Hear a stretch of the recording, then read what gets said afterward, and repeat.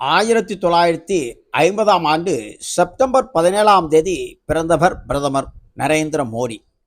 வருகின்ற செப்டம்பர் மாதம் தனது 75வது வயது பூர்த்தியாகிறது. இங்குதான் பிரச்சனை. பிரதமர் மோடி 2001 முதல் 2014ஆம் ஆண்டு வரை குஜராத் மாநில முதல்வராக இருந்தவர்.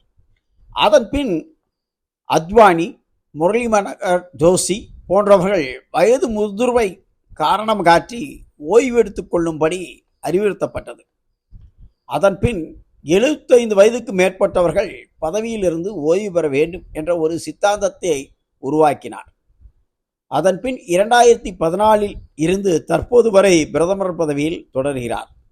இச்சூழலில் RSS தலைவர் மோகன் பகவத் சமீபத்திய பேச்சில் 75 வயது கடந்தவர்கள் ஓய்வு எடுத்துக் கொள்ள வேண்டும் என வலியுறுத்தியுள்ளார்.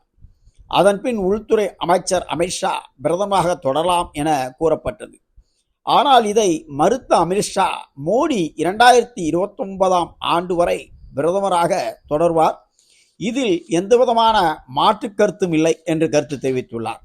ஆனால் வருகின்ற மழைக்கால கூட்டத்தொடருடன் முடிந்த பின்பு மோடி தனது ஓய்வை அறிவிப்பாரா என்ற கேள்வியும் எழுந்துள்ளது.